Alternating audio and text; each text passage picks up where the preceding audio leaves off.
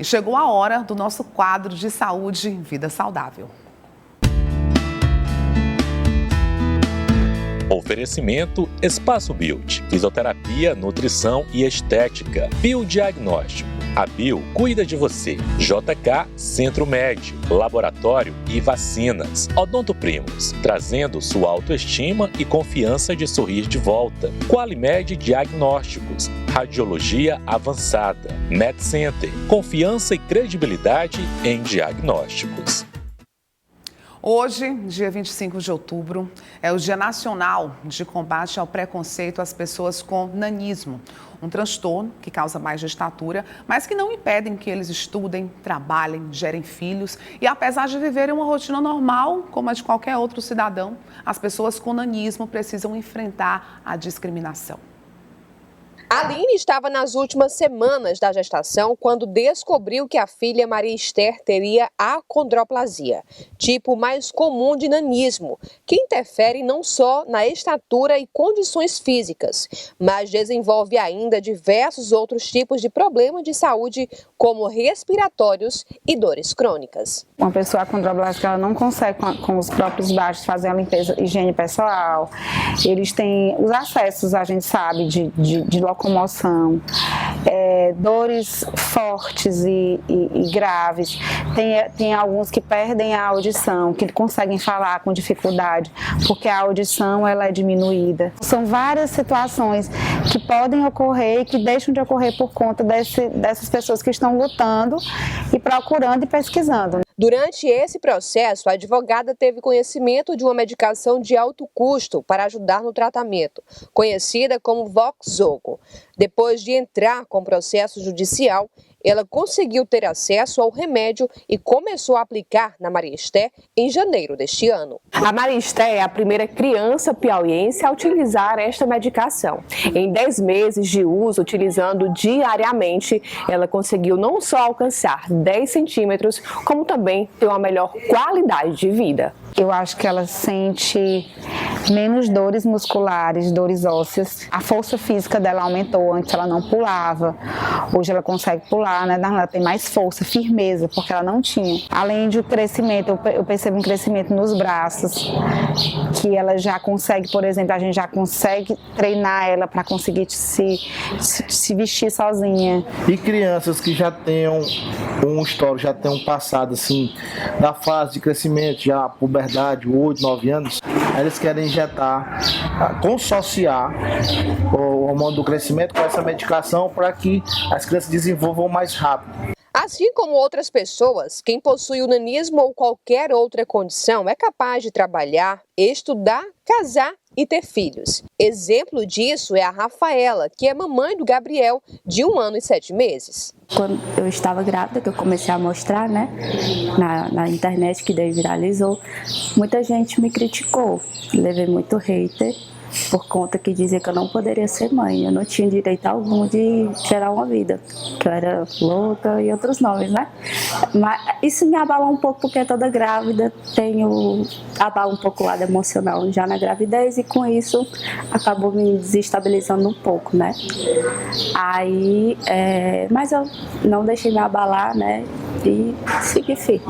Hoje, Rafaela utiliza as redes sociais para mostrar como é o dia a dia da maternidade. Eu gravo vídeos muitas das vezes com meu esposo, com meu filho, mas o meu público-alvo é a questão da maternidade, que o pessoal mais se identificou. Então eu gero conteúdo para lá, mostrando os desafios que é para mim, né? Já é um desafio ser mãe, e mãe com nanismo, com filho, estatura normal, é um pouco mais difícil, né? Para a Aline, que é advogada, tratar sobre o nanismo virou uma causa pessoal. Eu queria que todas as mães tivessem acesso ao que a Maria Esther tem. Eu falo às mães porque são as que mais se compadecem com as dores dos seus filhos e que mais buscam também. Quem tiver interesse na medicação, tiver interesse em conhecer como é que está sendo a vida da Maria Esther, a gente está disponível. O anseio por respeito e dias melhores é um desejo unânime entre elas. Nós temos advogados, nós temos temos médicos, nós temos influencer digital. Então a gente só precisa entender que são pessoas comuns e por trás de todo esse estereótipo existem vidas, existem histórias e existem pessoas clamando por respeito. Então as pessoas têm que entender que a gente é como as pessoas de estatura normal. Por mais que o que muda mesmo é só o tamanho, mas a gente tem todos os direitos iguais às outras pessoas.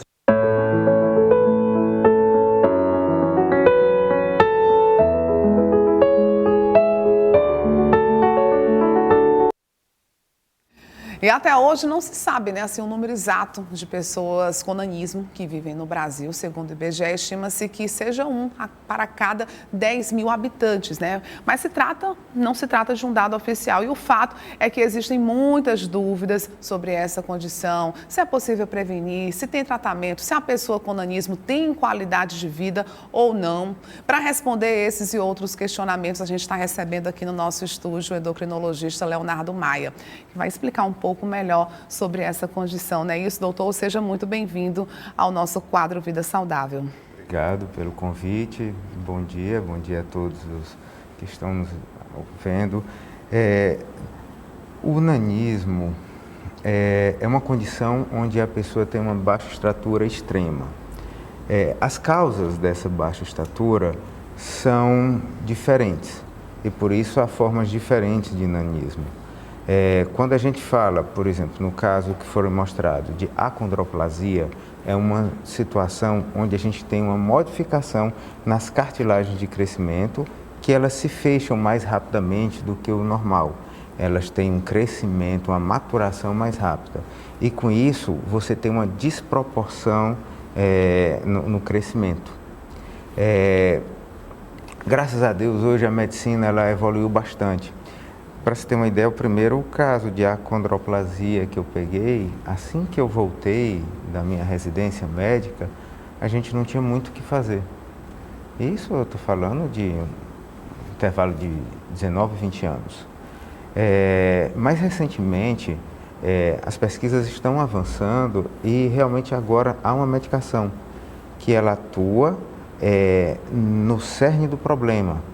A gente descobriu qual era o problema e depois que você descobre o problema, é mais fácil de você tentar um tratamento para isso. E hoje nós temos essa terapêutica. É um tratamento um pouco caro, mas que a gente consegue fazer. O problema também é o seguinte, a janela de oportunidade que a gente tem para iniciar esse tratamento, ela não é tão longa. Usualmente a gente usa dos 2 aos 12, 14 anos de idade, dependendo dos exames que a gente faz. Também é assim, a gente tem que falar muito para a pessoa sobre qual é a perspectiva desse tratamento.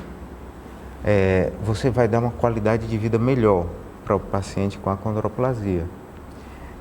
Você vai melhorar, porque realmente esse paciente ele tem limitações de movimento que atrapalha na vida diária. Por exemplo, você tem dificuldade para pentear o cabelo, porque você não tem essa amplitude na movimentação dos braços, por conta do fechamento dessas cartilagens. Você tem dificuldade para fazer coisas simples, como a higiene pessoal. Quando a gente consegue dar essa melhora na qualidade de vida, há o aumento da estatura, mas a pessoa não chega a ter uma estatura de uma pessoa normal, que seria, no caso de uma mulher, então, otimiza, né, a questão dessa problemática, mas é um problema que jamais, não tem cura, né, doutor? As pessoas vão ter que conviver realmente com o nanismo. Aumenta alguns centímetros, Aumenta bem, mas o principal é a melhora na qualidade de vida, porque muitas funções do organismo, elas dependem da estrutura óssea. Por exemplo, a respiração. E a pessoa com acondroplasia, ela tem uma capacidade de expansão pulmonar pequena.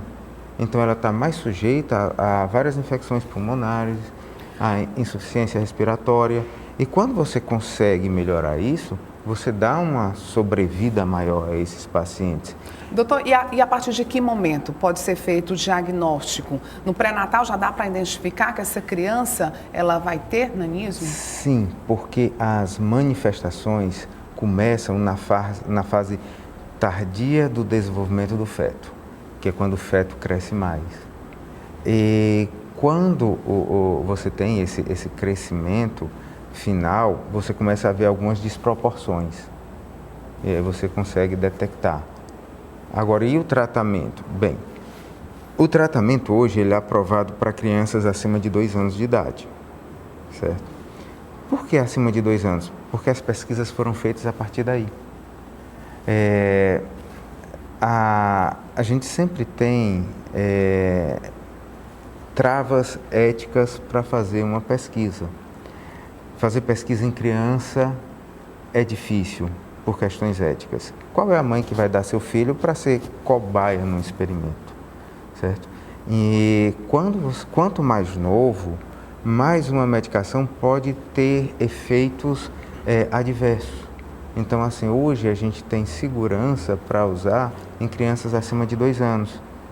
Mas aí a gente vai evoluindo, vendo que não tem efeitos colaterais, então vão sendo permitidas com crianças mais novas. Mas atualmente, acima dos 2 anos a gente faz. O diagnóstico precoce, ele serve para o caso do nanismo também, não é isso, Sim, doutor? serve.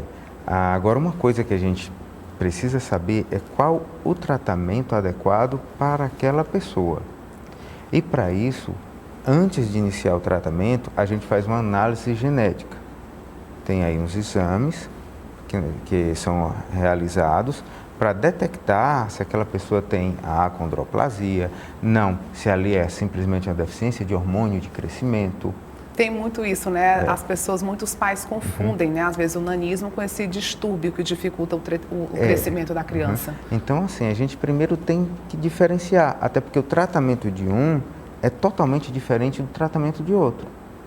E o tratamento da acondroplasia com hormônio de crescimento só vai gerar mais desproporção.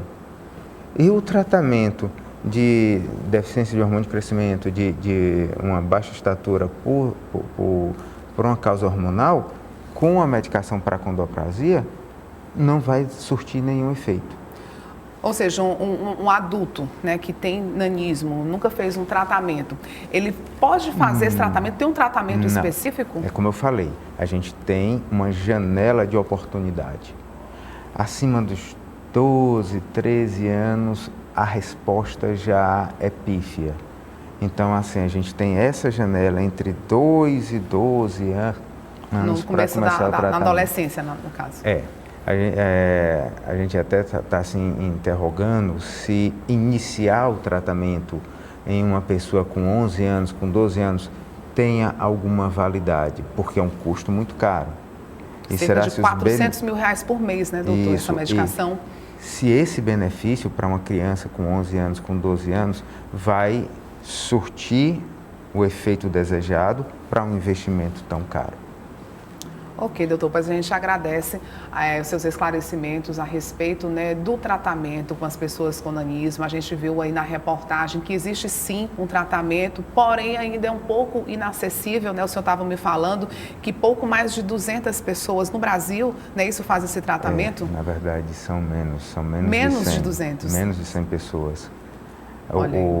A detecção é um pouco difícil, é inacessível.